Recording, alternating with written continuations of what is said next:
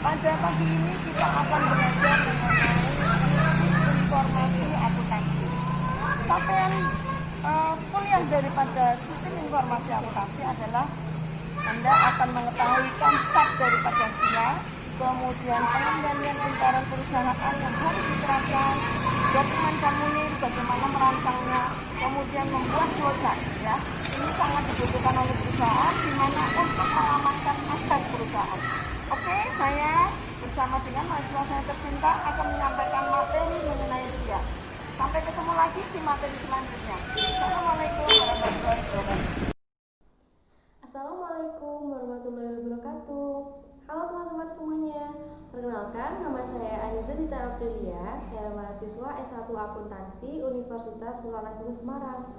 Kita langsung mulai aja yuk materinya.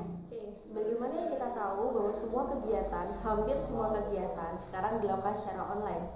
Baik itu berbelanja, belajar, pemesanan tiket maupun hal-hal lainnya. Nah, sekarang kita menyoroti bagian belanja online. Pasti teman-teman di sini sering kan berbelanja online. Bisnis saya kali ini adalah bisnis yang memanfaatkan suatu platform belanja online, yaitu Siplah Belanja. Mungkin dari teman-teman tidak pernah mendengar atau bahkan apa sih Siplah Belanja? Nah, jadi pada dasarnya Siplah ini adalah e-commerce belanja seperti biasa.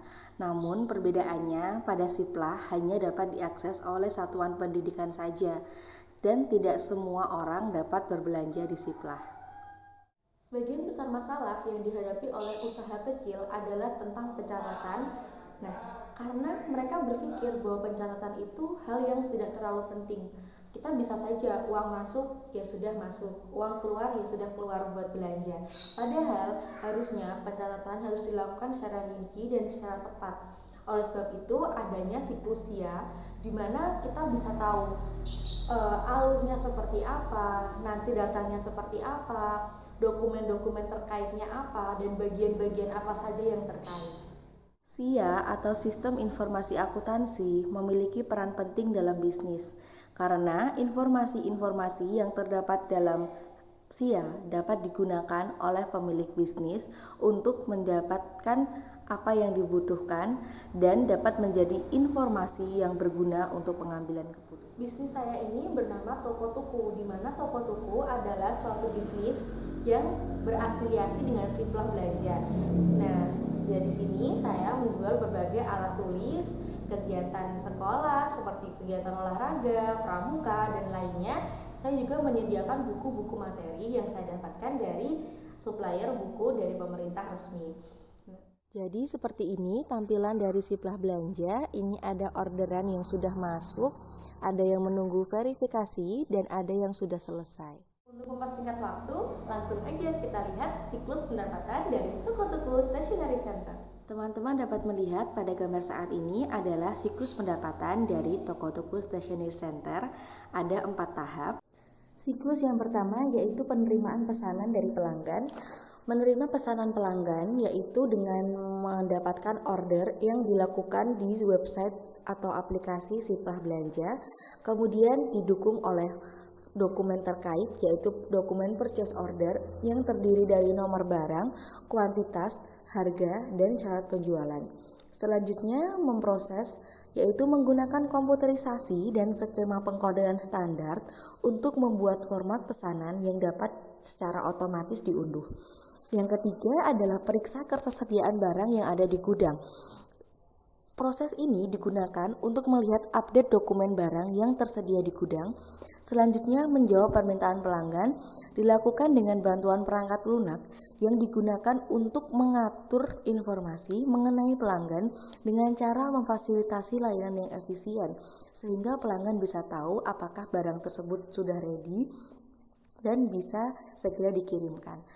Siklus yang kedua adalah pengiriman barang, yaitu ambil dan kemas pesanan dilakukan oleh bagian gudang dengan menempelkan alamat pembeli dan penerima. Selain itu, proses kirim pesanan dilakukan secara pribadi dengan menggunakan kurir dari penjual.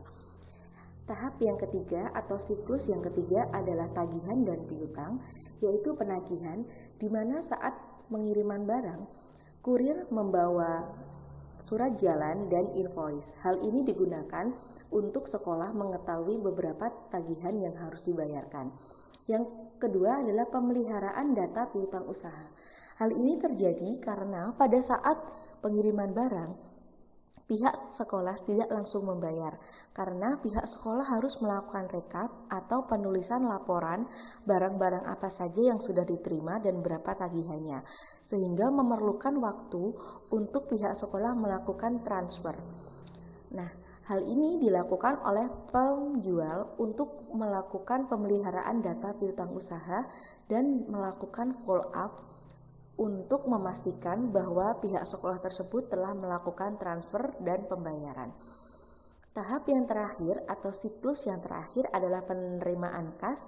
Pembeli melakukan pembayaran via transfer ke virtual account Siplah Belanja sebagai penyedia marketplace.